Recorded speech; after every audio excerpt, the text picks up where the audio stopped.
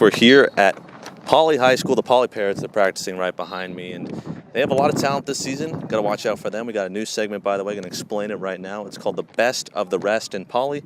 They definitely could be out there, folks. They definitely could be out there. But this week, I'm not going to be at Poly's game. I'm going to be at another team in the lower divisions, that being the Belmont Sentinels and the Marshall Barristers. The battle for the bell happening this Friday at 3 p.m. because, they don't have lights out there, so they got to play those early games.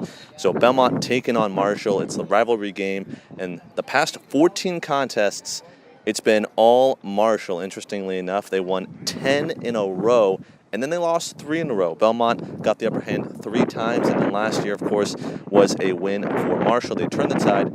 32-15 was that one at Belmont. So they come back to Marshall this season, likely to be a win. And by the way, Marshall was last year's D3 champ, so they're looking pretty hot this season. Of course, though, they lose a lot of guys from last year, a lot of seniors, a lot of big names. We'll get to that in just a moment. But Belmont taking on Marshall this Friday will be one of the best of the rest games, where we shout out all these smaller schools, folks. We know that there's the Narbonnes, the Fairfaxes, the Crenshaws. They're going to get plenty of attention. Alex and Connor will handle that. But for me, out here at Poly, this is going to be kind of the lay of the land, going for these smaller schools, these schools that deserve a little bit more attention. Looking at Belmont, though, last year, 5-6 overall record. They lost 40-8 to Huntington Park in the first round of the playoffs, so they're looking to kind of rebound, but they lose a lot of talent on their squad.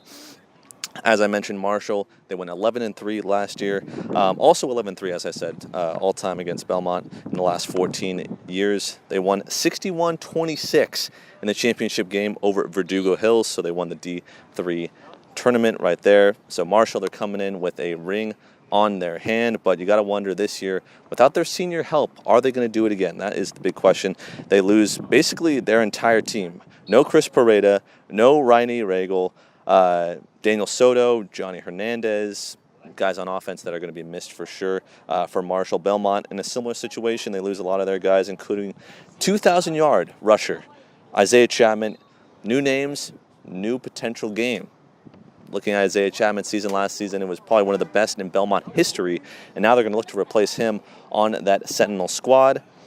Who knows who's going to win this game, folks? We know in the past 14 years that Marshall's had the upper hand. Could be something different this year. And then the second game I'm going to this Friday will be Eagle Rock taking on Southgate. And that one is a matchup of 2 teams that last season were unbelievable. For Eagle Rock, of course, they lost a heartbreaker,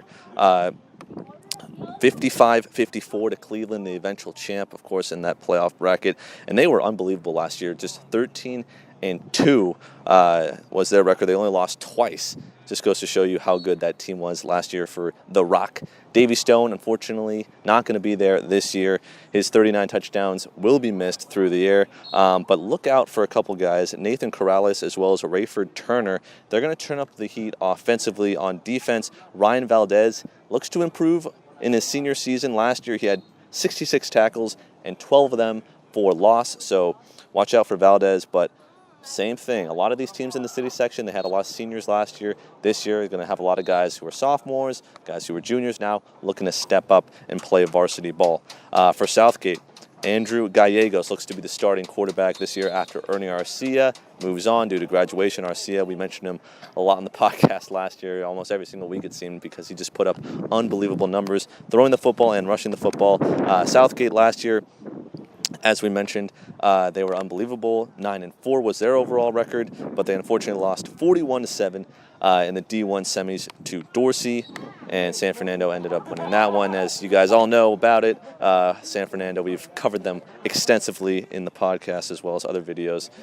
Check it all out on YouTube, of course. So looking at this Eagle Rock versus Southgate game, Southgate, they lose a lot of talent just like Eagle Rock. As I said, it seems to be a theme in the city section. A lot of really talented guys moving on to college or whatever career prospects they have. And you have an Ernie Arcia-led offense last year that scored points aplenty, right? You had Dondell Findley, and then you had William Lucas all go for over 1,000 yards receiving. Now they don't have that, so now they're going to have to look to make up for that lack of offensive prowess against the Rock. team that's been really good defensively the past couple of years.